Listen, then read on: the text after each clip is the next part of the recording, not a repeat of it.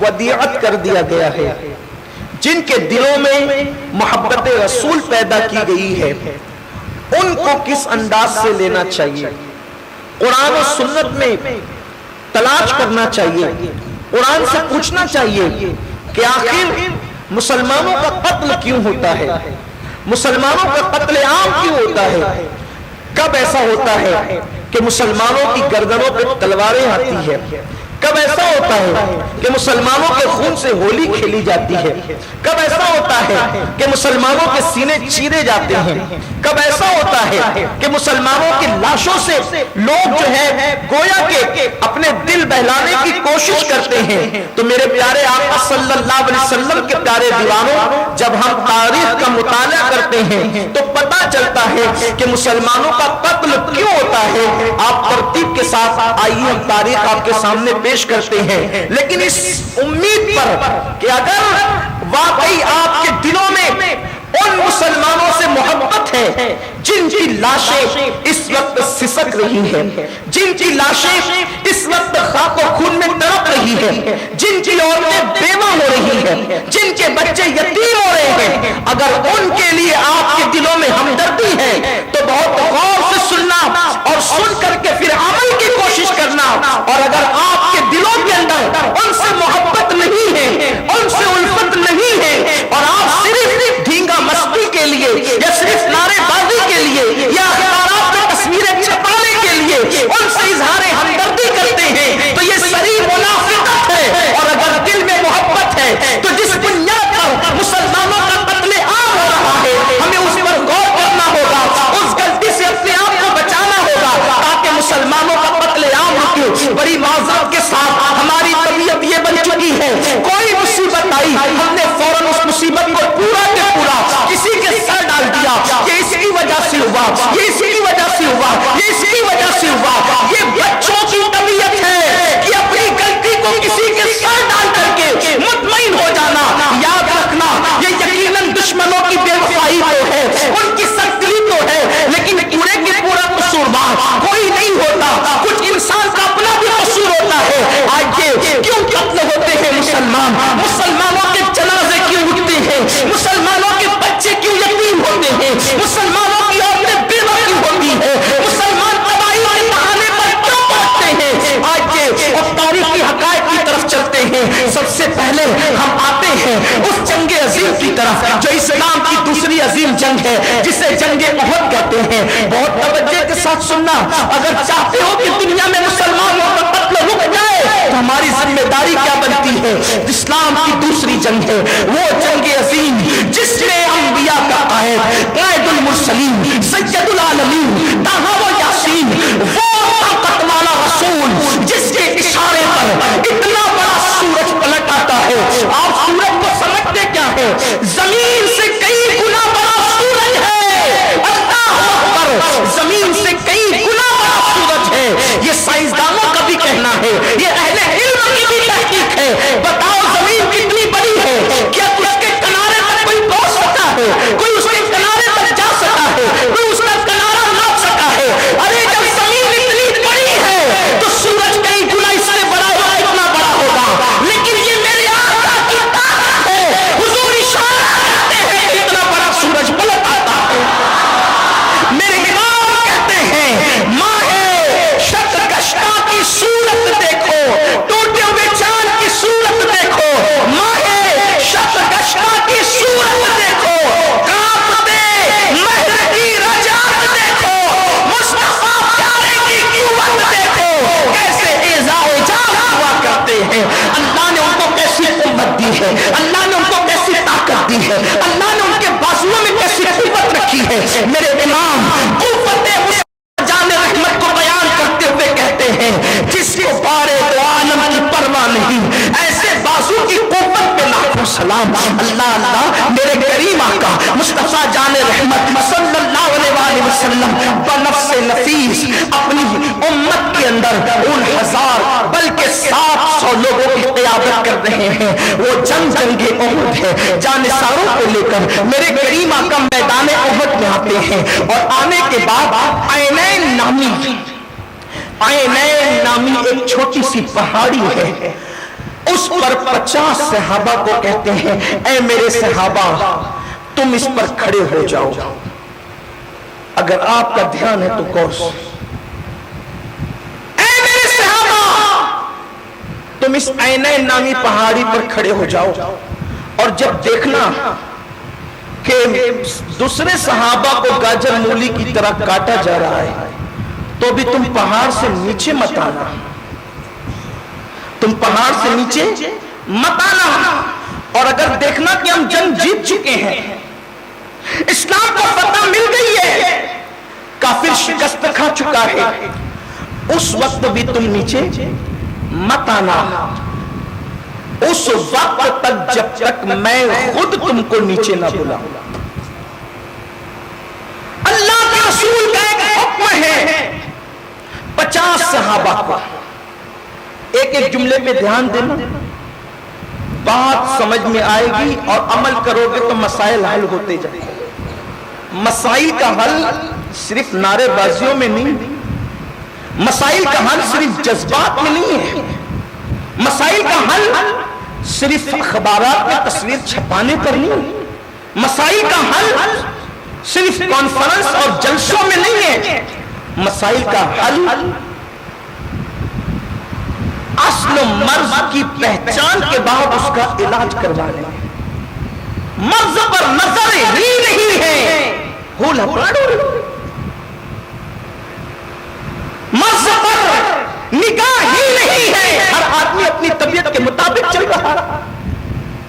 اللہ کے حبیب نبی صلی اللہ علیہ وآلہ وسلم نے 50 صحابہ سے کہا اس ٹیلے پر کھڑے ہو جاؤ، جب تک میں نہ کہوں اس وقت تک تم نیچے مت اترنا. 50 صحابہ کھڑے ہو گئے، ان کی قیادت اللہ کے رسول صلی اللہ علیہ وآلہ وسلم نے حضرت سیدنا عبداللہ ابن جبیر رضی اللہ تعالیٰ عنہ کے حوالے کی. صحابی رسول عبداللہ ابن جبیر رضی اللہ تعالیٰ عنہ 50 صحابہ کو لے کر عینین ٹیلے پر کھڑے ہو گئے. احد کی جنگ شروع ہو گئی، جنگ احد کا آغاز ہو گیا. اس طرف 3000 ہے، اس طرف صرف 700 نفوس قدسیہ، اور ان 700 میں بھی سب کے پاس ہتھیار نہیں ہے، بلکہ حالت یہ ہے کہ کچھ لوگ جا کر کہتے ہیں یا رسول اللہ دشمن تو میدان میں ہتھیار لے کر کھڑا ہے، ہم کس طرح جنگ کریں؟ تو اللہ کے حبیب میرے اور آپ کے آقا و مولا روح فدا صلی اللہ علیہ وآلہ وسلم کھجور کی ٹہنی توڑ کر کے صحابی کو دیتے یہ تمہاری تلوار ہے.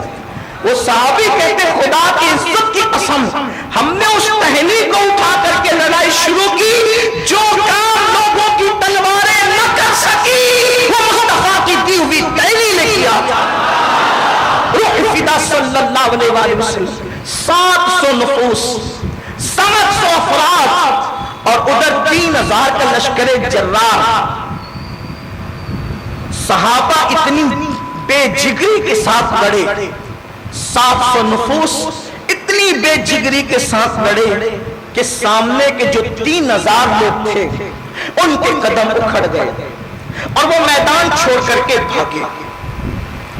پیچھے ہٹ گئے.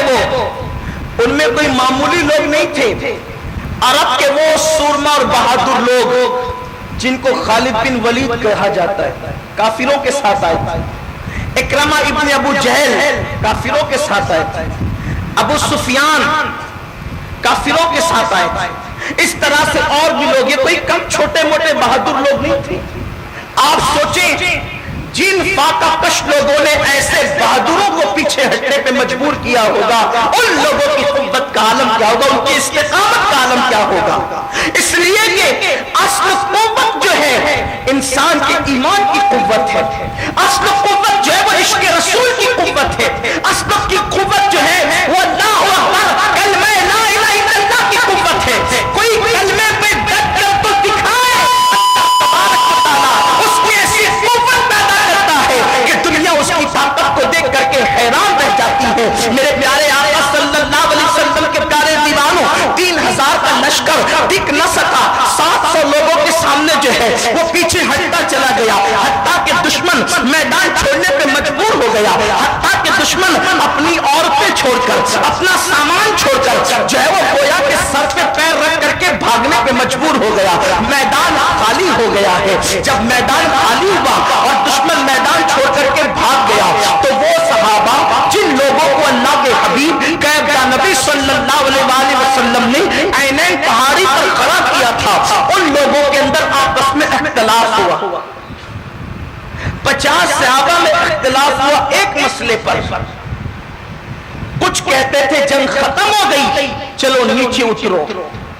अब्दुल्लाह इब्न जुबैर और दूसरे सहाबा कहते थे नहीं, हमारे जान, हमारे कैद, हमारे आका मुस्तफा जान रहमत सल्लल्लाहु अलैहि वसल्लम ने हमसे कहा जब तक मैं न कहूं उस वक्त तक नीचे मत उतरना।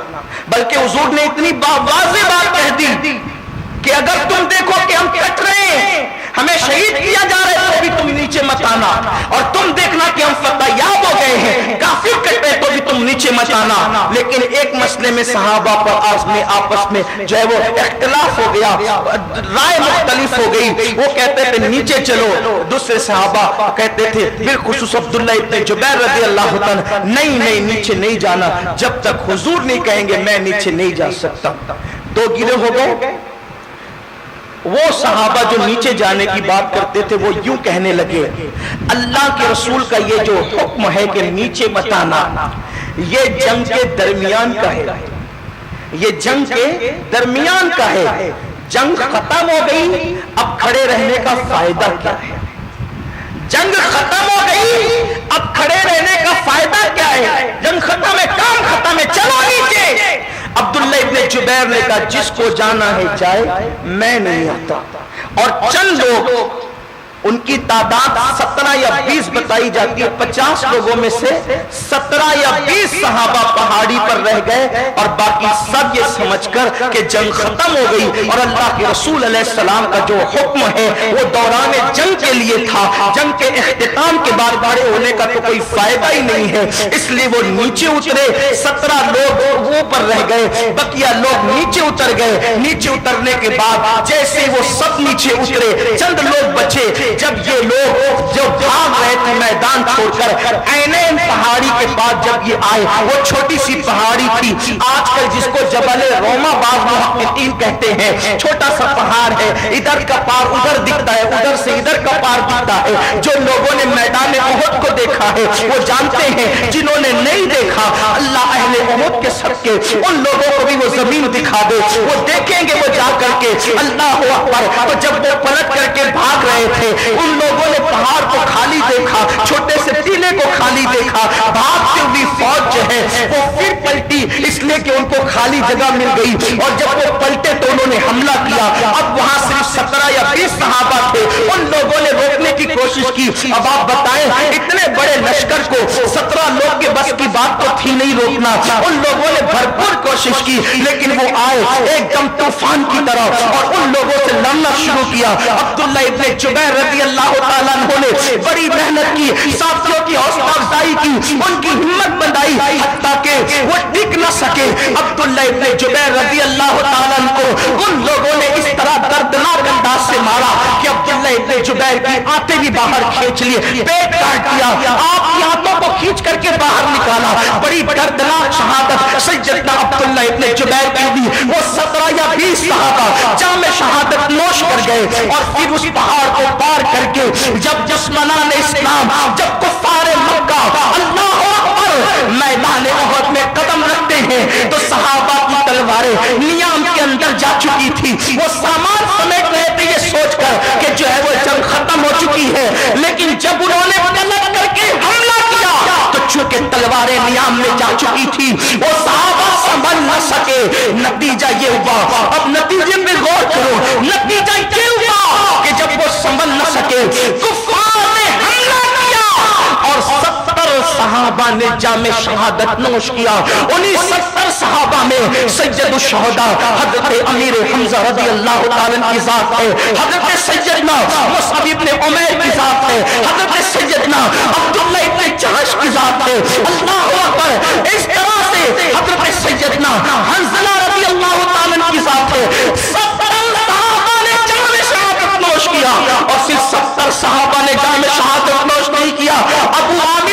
वासित ने जंग की शुरुआत से पहले जगह जगह मैदान में गड़े खुदवा दिए थे। अल्लाह के रसूल जिस घोड़े पर जलवगर थे उस घोड़े को ढकेल कर गड़े में डाल दिया गया। जब घोड़ा गड़े में गया तो आप समझ सकते हैं मेरी ज़बान अदब अब इसको बयान करने से कासिर है कि जिस वक्त तो घोड़ा उस गड़े के अंदर गिरा था तो अल्लाह के रसूल घोड़े पे जलवगर थे, घोड़ा गड़े में गिरा, अल्लाह के हबीब भी गड़े में तशरीफ ले गए। जब गड़े में तशरीफ ले गए हुजूर के घुटनों पे चोट आई, हुजूर के पैरों में चोट आई और एक बदबख्त ने अल्लाह अकबर अल्लाह के हबीब पर ऐसे पत्थर मारे कि अल्लाह के रसूल के दोनों दांत, ऊपर के दोनों दांत, अल्लाह के रसूल अलैहिस्सलाम के दांत के किनारे शहीद हो गए। और हुजूर अलैहिस्सलाम जब गड़े में तशरीफ ले गए तो चूंकि हुजूर ने लोहे की टोपी पहन रखी थी, वो लोहे की टोपी की कड़ियां हुजूर अलैहिस्सलाम के गालों के अंदर घुस गई। सहाबा ने ये मंजर देखा, कुफ्फार टूट पड़े कि शम्मे नबूवत को गुल कर दो,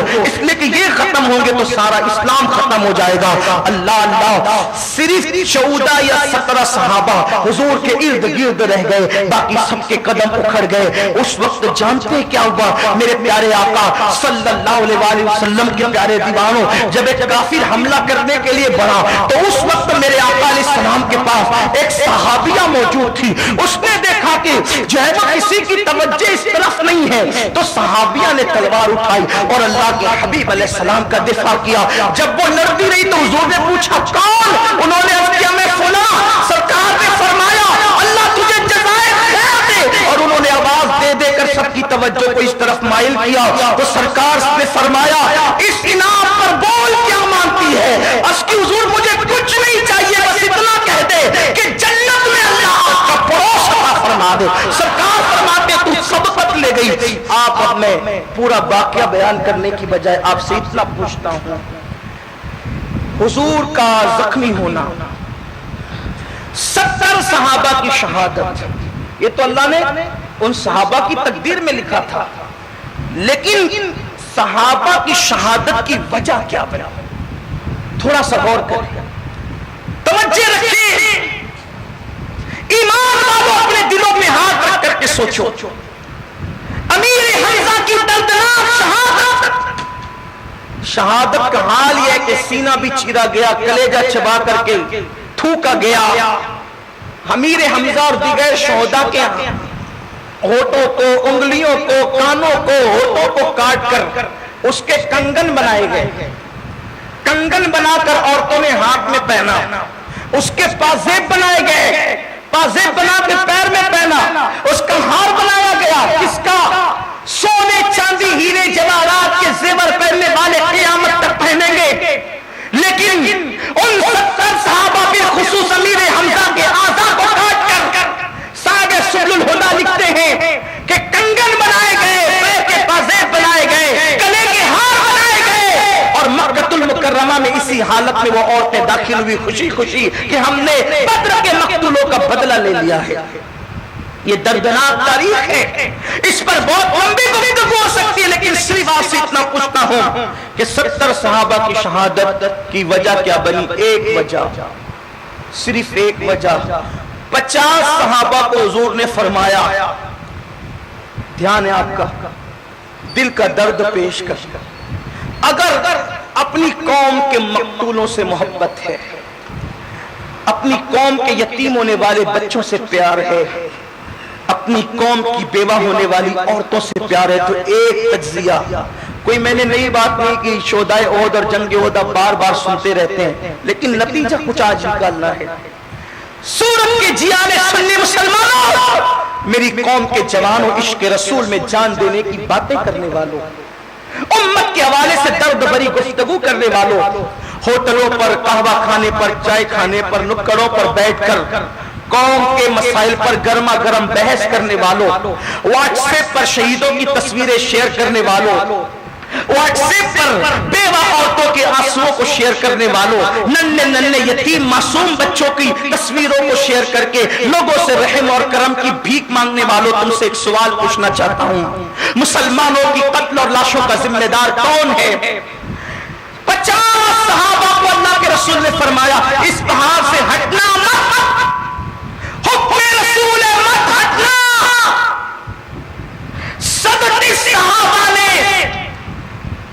حضور کے اس فرمان پر بظاہر عمل نہیں کیا، میں اس کو گناہ کہنے کی جرات نہیں کرتا، نافرمانی کہنے کی جرات نہیں کرتا، بس اتنا کہوں گا کہ ان سے صدت صحابہ سے خطۂ اجتہادی ہوئی، لغزش ہوئی، اجتہادی لغزش،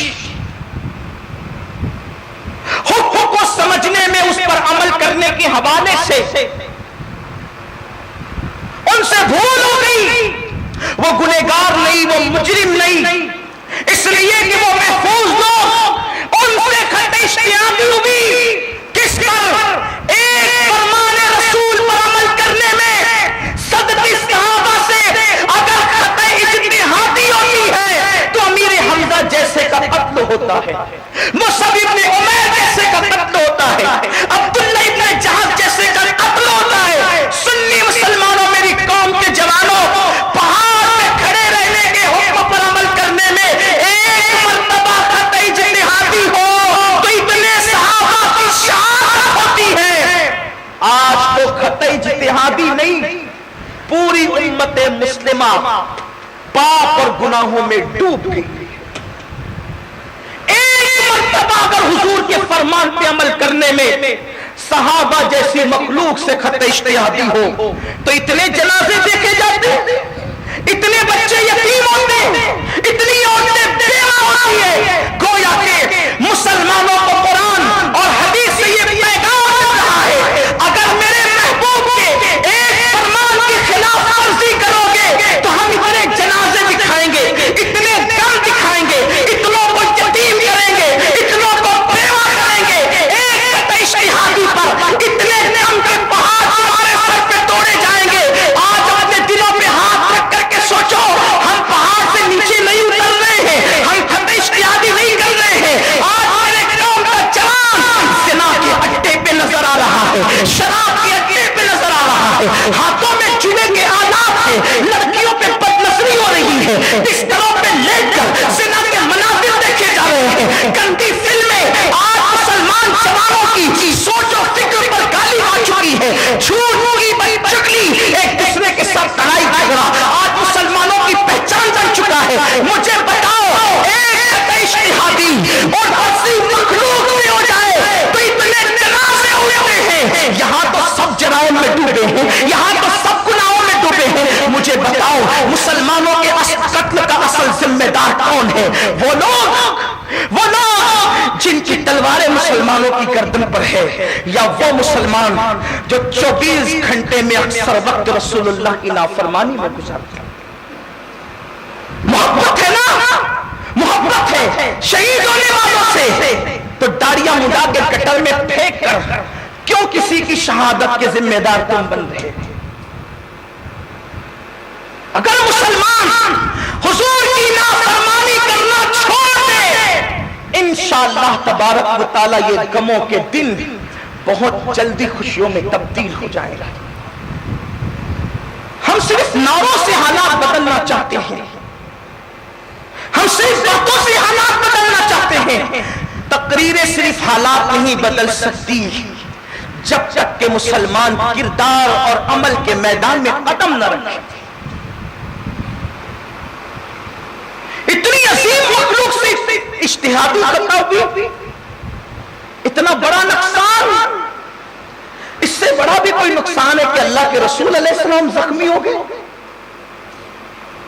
حضور کی زخموں کی داستان بیان کرنے میں میرے اندر ہمت نہیں ہے، لیکن صرف آپ کو اشارہ دیتا ہوں، ایک خطۂ اجتہادی پر کیا انجام دیکھا گیا۔ حضور کا خون بہ رہا تھا، مولا کائنات شیر خدا علی مرتضیٰ نے جب رسول اللہ کا خون بہتے ہوئے دیکھا، اس میدان میں پانی بھر کے لانے کے لیے صحابہ کے پاس برتن بھی نہیں تھا۔ صحابہ کے پاس کتنی مصیبت سے دین پہنچایا گیا ہے۔ آج میرا جوان جب نرم گدوں پہ لیٹ کر کے ننگی فلمیں دیکھتا ہوگا تو ان شہیدوں کی قبروں میں ان کے دلوں پہ کیا گزرتی ہوگی۔ اذان کے وقت میں جب تمہارے گھروں میں ٹی وی چالو رہتا ہوگا تو جن کے کلیجے دین کے لیے چبائے گئے ان کے دلوں پہ کیا گزرتی ہوگی۔ رات کے 2-2 3-3 بجے گلیوں میں چھپ کر، درختوں کے پیچھے چھپ کر، آٹو رکشہ میں چھپ کر کے جب تم فون پر کسی لڑکی کو زنا کے لیے آمادہ کرتے ہوں گے تو جن کے ہاتھ پیر آنکھ ناک اور ہونٹ کاٹ کاٹ کے لوگوں نے عورتوں نے پازیب بنائے تھے، ان شہیدوں کے دل پہ کیا گزرتی ہوگی کہ اسی دن کے لیے ہم نے جام شہادت نوش کیا تھا، اسی دن کے لیے ہمارے بچے یتیم ہوئے تھے، اسی دن کے لیے ہماری عورتیں بیوہ ہوئی تھی. کہاں ہیں ہم؟ مسلمانوں کو احساس شہادت ہے ان کا جن کو گھاس میں لپیٹ کر قبروں میں ڈالا گیا، جن کو دفن ہونے کے لیے کفن بھی نصیب نہ ہوا، جن کو دفن ہونے کے لیے قبریں بھی ایک ایک قبر میں 2-2 3-3 صحابہ کو رکھا گیا. یہ صورتحال تھی، بھول گئے یہ سب. اور اب صرف نفسانیت، صرف نفسانیت، شراب، زنا، جوا، لڑائی جھگڑا، جہالت، یہی سب کچھ، مسجدوں کی ویرانی، یہی سب کچھ. باتوں میں تو ایسا لگتا ہے کہ کوئی مسلمان ولی سے کم نہیں ہے، کردار دیکھو تو فجر میں سوتا پڑا، نبی کے نام پہ جان دیں گے مولانا لیکن داڑھی نہیں رکھ سکتے. لفاظی کہاں کر رہے ہو؟ جس کی نگاہوں سے خدا کی ذات نہ چھپی اس کی نگاہوں سے ہمارے دل کے جذبات چھپیں گے. سوچو، غور کرو، ہم کہاں ہیں؟ اللہ کے حبیب صلی اللہ علیہ وسلم کے زخموں کو دھونے کے لیے صحابہ کے پاس برتن نہیں تھے، تو جو ڈھال جس ڈھال سے مقابلہ کرتے تھے اس ڈھال میں مولا کائنات نے پانی منگوایا، اور پانی منگوا کر کے مولا علی جب حضور کے زخموں کو دھونے لگے تو خون زیادہ نکلنے لگا. بی بی زہرا پاک سیدہ فاطمہ الزہرا سلام اللہ علیہا نے اپنے بابا کا خون دیکھ کر کے رونے لگی اور کہنے لگی علی پانی سے مت دھلنا، میں ابھی خون روکنے کا انتظام کرتی ہوں. اور اس کے بعد سیدہ پاک نے جو ہے وہ چٹائی لی اور چٹائی جلا کر کے اپنے ہاتھوں سے اللہ کے رسول کے زخموں میں جو ہے وہ چٹائی کی خاک بھر دی. خون رک گیا، تھم گیا. لیکن بات اتنی ہے کہ ایک خطا اجتہادی اتنا نقصان کرواتی ہے، اور ہم کتنے گناہ میں، ہم جیسے آپ جیسے تھوڑا اپنے گناہ کا احساس تو کریں، اپنے گناہ کا خیال تو کریں. اس طرح مسلمانوں کا قتل عام ہوتا ہے. آئیے دوسری تاریخی بات، یہ تو 3 ہجری کی بات ہے. پھر اللہ تبارک و تعالیٰ نے مسلمانوں کو خوب نوازا، بہت نوازا. قدرت نے اتنا نوازا کہ دنیا کے اکثر ممالک پر اسلام کے پرچم لہرا گئے. مشرق سے لے کر مغرب اور شمال سے لے کے جنوب تک اسلامی حکومت کا دور دورہ ہو گیا. اللہ نے مسلمانوں کو اتنی دولت دی، علم دیا، ایجوکیشن دیا، شانیں دی، شوکتیں دی. حالت یہ ہوئی کہ بڑے بڑے کلیسا، بڑے بڑے گرجا مسجدوں میں تبدیل ہو گئے. اقبال اس دور کی عکاسی کرتے ہوئے کہتے ہیں دی اذانیں کبھی یورپ کے کلیساؤں میں اور افریقہ کے تپتے ہوئے صحراؤں میں، دشت تو دشت ہے دریا بھی نہ چھوڑے ہم نے، بحر ظلمات میں دوڑا دیے گھوڑے ہم نے. قدرت نے اتنی بڑی حکومت دی مسلمانوں کو، وہ خلافت جسے دنیا خلافت عباسیہ کہتی ہے. خلافت راشدہ کے بعد بنو امیہ کے بعد عباسی خلافت، اور عباسی خلافت کے بعد درجہ بدرجہ درجہ بدرجہ پھر ایک حکومت آئی جس کو سلجوقی حکومت کی. یہ وہی دور ہے، یہ تقریباً 5ویں صدی ہجری کا دور ہے. کون سا دور؟ 5ویں صدی ہجری کا دور. اتنا خوبصورت دور ہے یہ مسلمانوں کے لیے کہ اس دور میں ایک عام مسلمان جو عام مسلمان کہلاتا تھا، جس کو آپ کہہ سکتے ہیں کہ مڈل کلاس کا آدمی، اس کے گھر میں 300 کنیزیں ہوتی تھی.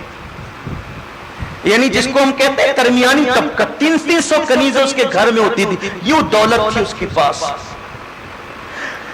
مشرکین اور کافروں کی حکومت کے خزانوں میں جتنا پیسہ نہیں ہوتا تھا اتنا ایک مسلمان کے پاس پیسہ ہوتا تھا. اللہ نے اتنا نوازا تھا. پھر مسلمانوں کو جب دولت ملی، مال ملا، قوت ملی، حکومت ملی، ثروت ملی، اس وقت مسلمانوں کا حال پھر یہ ہوا کیا؟ نافرمانی پہ تل گئے.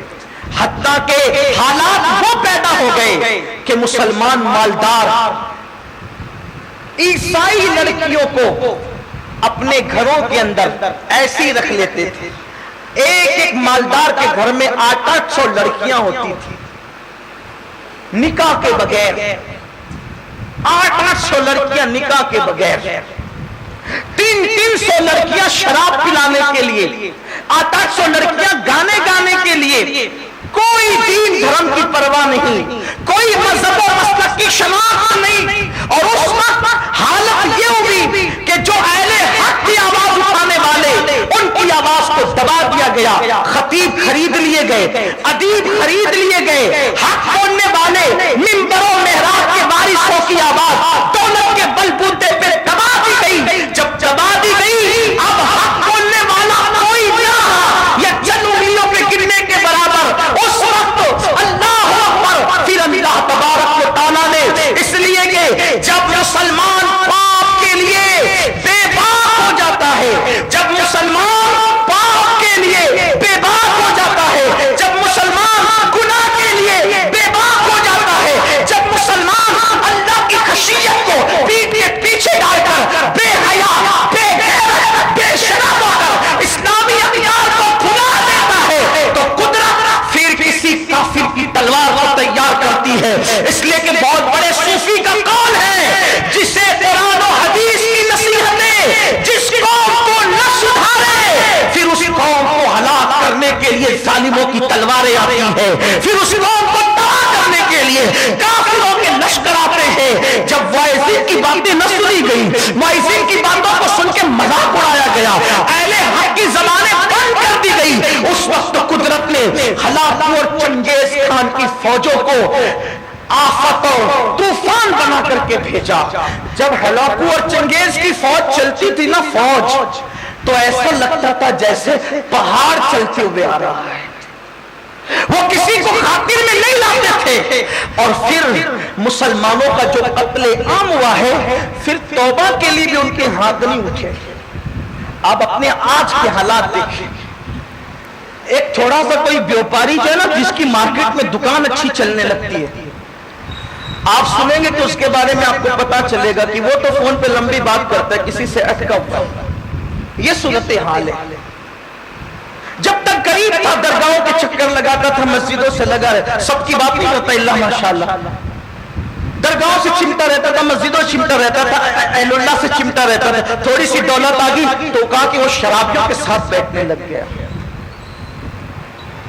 دولت کے بل بوتے پر جو قوم اللہ کے قانون کو پیٹ کے پیچھے ڈال دیتی ہے، پھر قدرت ان کے لیے کافر ظالموں کو مسلط کرتا ہے. آپ دیکھیے، میں سمجھتا ہوں کہ کتنے مسلمان جوان ایسے ہیں جن کے موبائل گندگی سے خالی ہے. بڑی معذرت کے ساتھ میں بدگمانی نہیں کر رہا ہوں اللہ کے گھر میں بیٹھ کر. دیندار کہلانے والا طبقہ ہو یا دنیا دار کہلانے والا طبقہ، میں پوچھتا ہوں آپ سے، دینداری صرف داڑھی کا نام نہیں ہے. دینداری صرف ٹوپی کا نام نہیں ہے. دینداری صرف سفید کرتوں کا یا خوبصورت کرتے پاجامے کا نام نہیں ہے. جو اصل دینداری ہے ہم نے تو کبھی اس کی طرف توجہ ہی نہیں کی.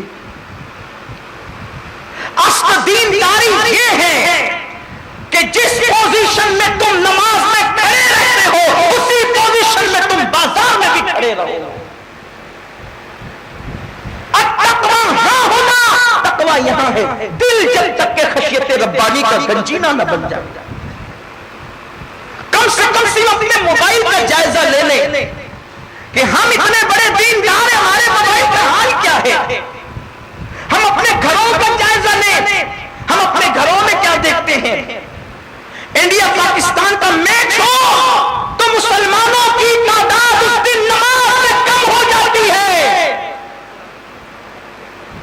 جو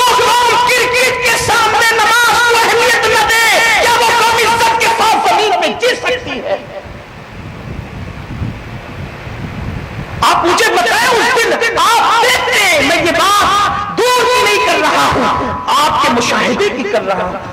بولو اس دن مسجدوں میں تعداد نمازیوں کی کم ہوتی ہے کہ نہیں ہوتی ہے؟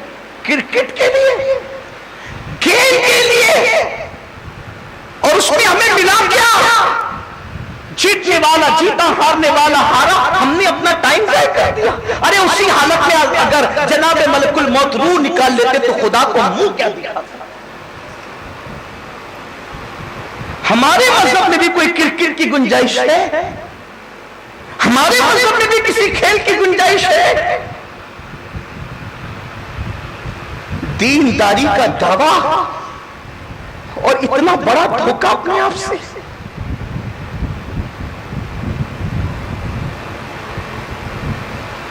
صحابہ کرام وقت سے زیادہ سو لیتے تھے تو آنکھ میں آنسو لا کے کہتے تھے آج میں غافل رہ گیا۔ کچھ وقت کھانے میں زیادہ چلا جاتا تھا تو آج میں غافل رہ گیا۔ حضرت حنظلہ رضی اللہ تعالیٰ عنہ صدیق اکبر کے پاس آ کے کہتے یا ابا بکر نافقہ حنظلہ، اے ابو بکر کیا حنظلہ منافق تو نہیں ہو گیا؟ ابو بکر حنظلہ منافق تو نہیں ہو گیا؟ صدیق اکبر کہتے حنظلہ کس بات پہ کہہ رہے ہو کہ حنظلہ منافق تو نہیں ہو گیا؟ نفاق کی وجہ کیا ہے؟ نفاق کی بات کیا ہے؟ تو حنظلہ کہتے ہیں یا ابا بکر رسول اللہ کی محفل میں بیٹھ کر اللہ سے جو دل لگتا ہے گھر آنے کے بعد دل پر وہ کیفیت نہیں ہوتی، اس لیے سوچنا ہو کہ کہیں میں منافق تو نہیں ہو گیا۔ حضرت صدیق اکبر نے حضرت حنظلہ کا ہاتھ پکڑا اور ہاتھ پکڑ کر بارگاہ رسالت میں آئے، یا رسول اللہ حنظلہ کیا کہہ رہا ہے؟ سرکار حنظلہ کیا کہہ رہا ہے؟ آقا حنظلہ کیا کہہ رہے ہیں؟ سرکار نے فرمایا کیا کہہ رہا ہے حنظلہ؟ حضرت حنظلہ کہتے یا رسول اللہ حنظلہ منافق تو نہیں ہو گیا، کہیں حنظلہ کے دل سے ایمان تو نہیں نکل گیا؟ حضور نے کچھ پوچھے بغیر فرمایا واللہ میرا حنظلہ منافق نہیں ہو سکتا۔ یا رسول اللہ جب میں منافق نہیں ہوں بے شک الحمدللہ، حضور نے سند دے دی کا فساقہ، پھر یہ کیا وجہ ہے؟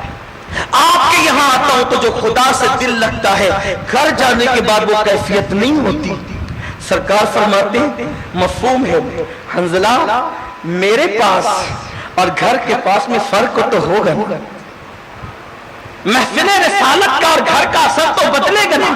آقا فرماتے جو تمہارے ایمان کی کیفیت، جو تمہارے دلوں کی کیفیت میرے دربار میں ہوتی ہے، اگر وہی کیفیت تمہارے گھروں میں بھی باقی رہ گئی تو تم فرشتوں سے ملاقات کرو گے، بات کرو گے، مصافحہ کرو گے، لیکن ایسا نہیں ہو سکتا۔ کیفیت تو بدلے گی مجھ سے دور جانے کے بعد۔ کبھی ہم نے بھی سوچا کہ میں منافق تو نہیں ہو گیا؟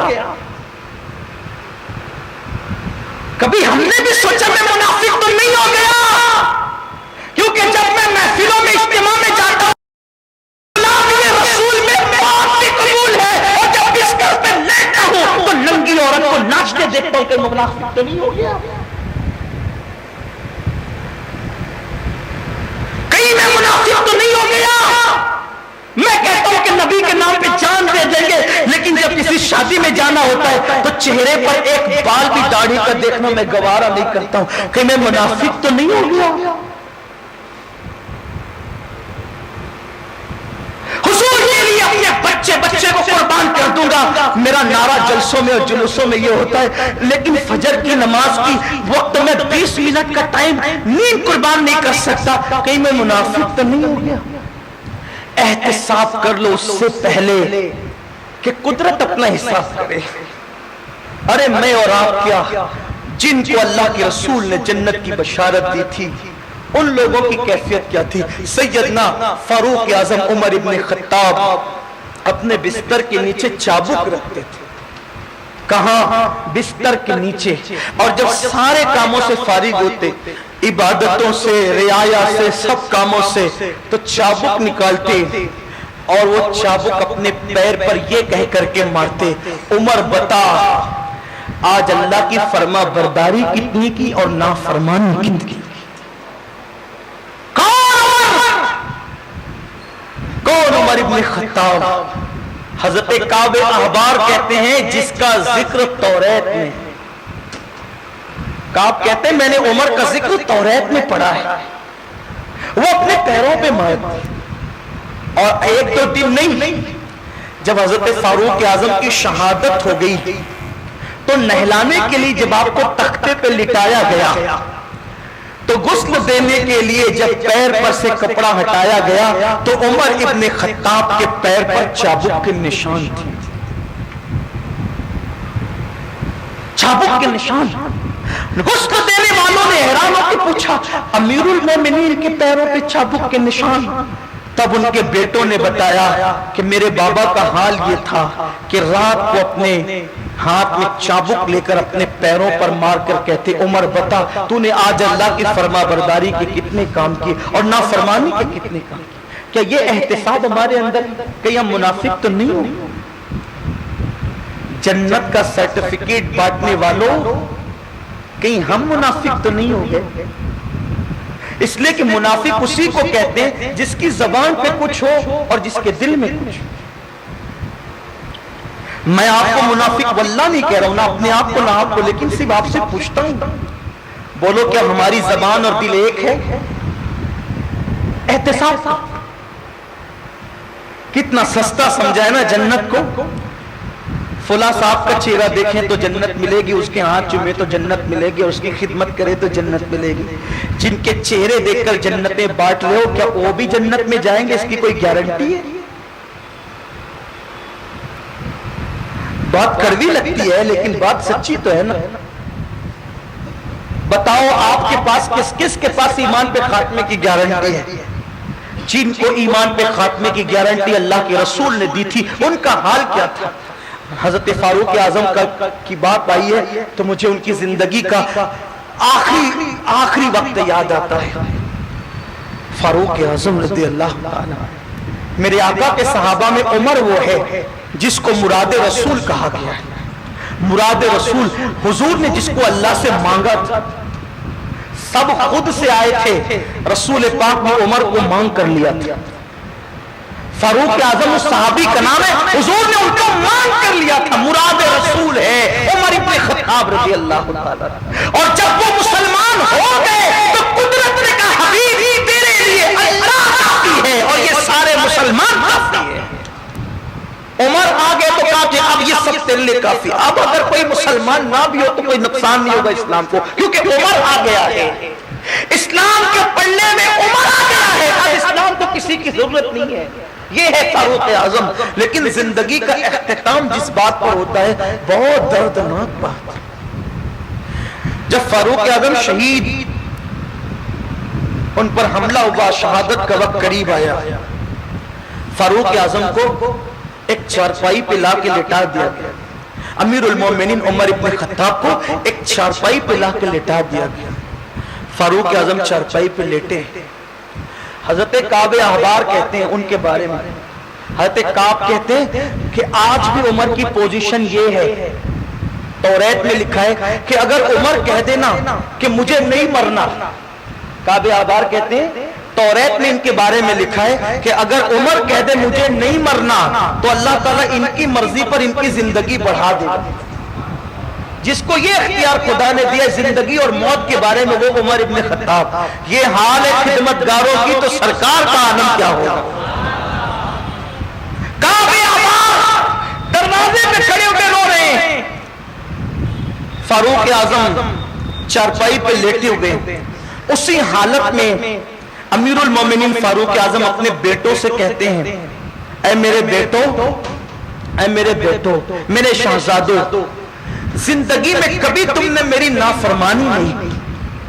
بس بات مکمل کر رہا ہوں، حضرت بھی تشریف لانے، بات توجہ میری طرف کریں آپ، ایک بار درود شریف پڑھیں۔ توجہ نہیں بیٹے، دروازے بند ہو رہا ہے اور کچھ نہیں ہو رہا ہے، ادھر توجہ۔ ہاں ہاں اے سی چالو کی جا رہی، ایک بار درود شریف پڑھنے آپ۔ ہاں عاشقوں کی طرح پڑھ لیں درود شریف۔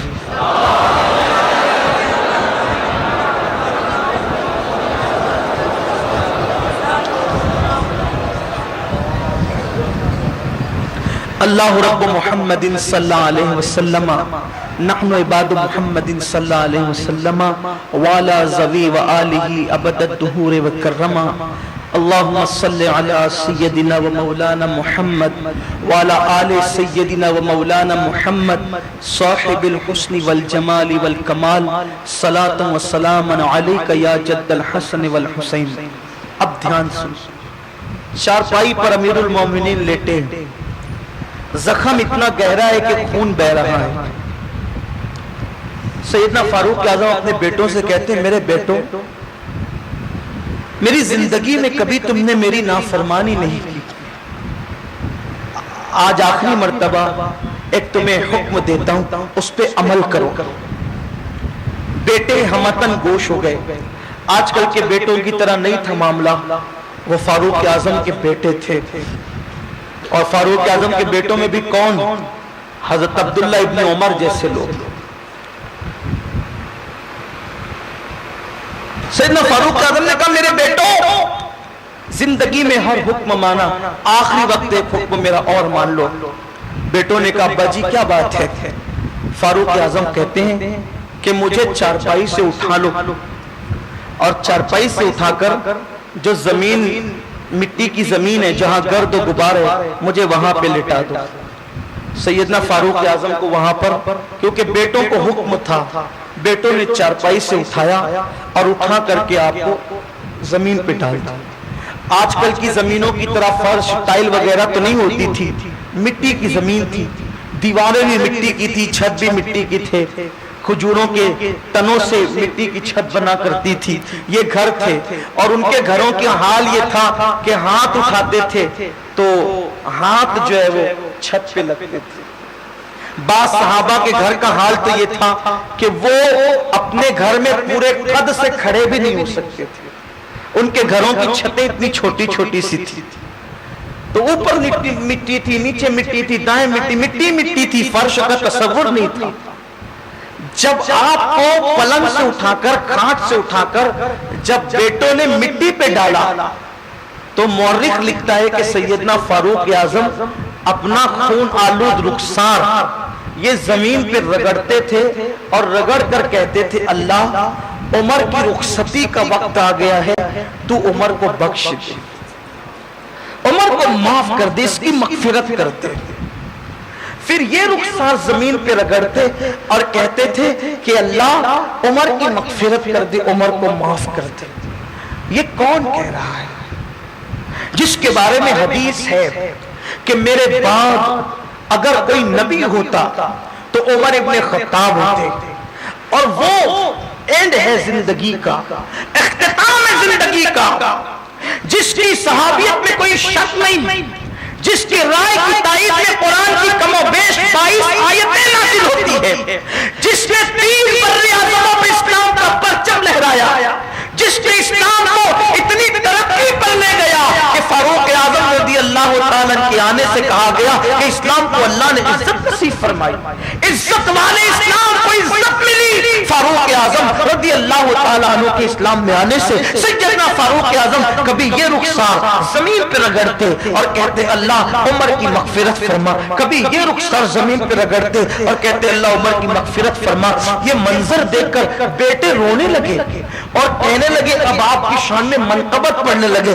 بیٹے کہتے ابا جان آپ تو وہ عمر ہے جس کے لیے یہ حدیث ہے, آپ تو وہ عمر ہے جس نے یہ کام کیا, دین کا, اسلام کا یہ کام کیا, یہ کام کیا, یہ کام کیا, یہ کام کیا. لوگ فاروق اعظم رضی اللہ تعالیٰ کی فضیلتیں پڑھنے لگے, منقبتیں پڑھنے لگے. سیدنا فاروق اعظم کہتے ہیں چپ رہو, خاموش رہو, یہ عمر کا آخری وقت آ گیا ہے, تم میری منقبتیں پڑھتے ہو, تم میری تعریفیں کرتے ہو, جبکہ اس دنیا سے جاتے وقت عمر یہ دعا کر رہا ہے کہ اللہ قیامت میں عمر کو کوئی مرتبہ بھی مت عطا کرنا اور عمر کی پکڑ بھی مت کرنا.